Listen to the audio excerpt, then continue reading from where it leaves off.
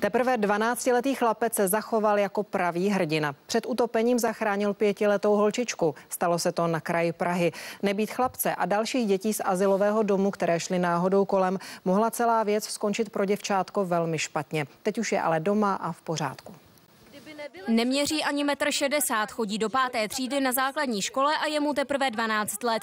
I když je ještě dítě, pro své okolí je hrdinou. Tohle je David s 10letou Natálkou a 9letou Nikolou. Byl včera ve správný čas na správném místě. My jsme šli z té večerky a viděli jsme tam topit se tu holčičku. Ona se tam zadrhla nějaký kámen. No, tak ona to spolu, tak jsem pro ní šel. Byla tady ještě s jednou 8letou kamarádkou, ale ta byla ve stresu, ta jenom nic neříkala. U vody holčičky neměly co dělat. Na starosti je měla babička, které ale řekly, že si jdou hrát na dvůr. Místo toho šli ale k vodě chytat vodoměrky. Voda měla jako už pocud, ona prostě jenom takhle mávala rukama a říkala pomoc. David tam bez váhání skočil. Z oblečení jsem tam šel. Tady jsme doplavali a tady s Natálí a s Nikolou jsme vytáhli a já jsem vyšel po schodech.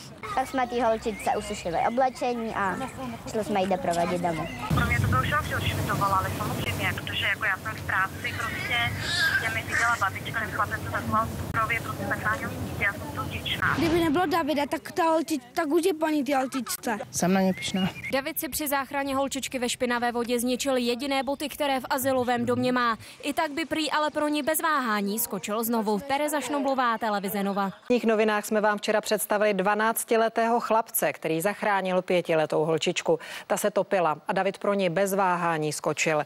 Malý hrdina žije s maminkou v azylovém domě a ve vodě si zničil své jediné boty. A dobrá zpráva je, že po odvysílání reportáže se ozvalo hned několik diváků, kteří mu chtěli koupit nové. Davide, já jsem viděl včera reportáž, co jsi udělal. Udělal si nádhernou věc. Jsem se rozhodl, že ti nějakým způsobem pomůžu. Tady ode mě a od mojí manželky máš 1000 korun na nákup nových bot. Takhle dnes probíhalo setkání Davida s jedním z vás, diváků Televize Nova, který se mu rozhodl pomoci. David bydlí v azylovém domě a jak už jsme vám říkali, při záchraně 5leté holčičky, která se topila v rybníce, přišel o jediné boty, které měl. Jsem za to hrozně moc ráda, že jsou takový hodní lidi, kteří umějí darovat lidem boty. Dobrých lidí se ale ozvalo víc a s jedním z nich jsme šli boty pro Davida rovnou vybrat. Udělal si něco, co tak obvyklý není. A až toho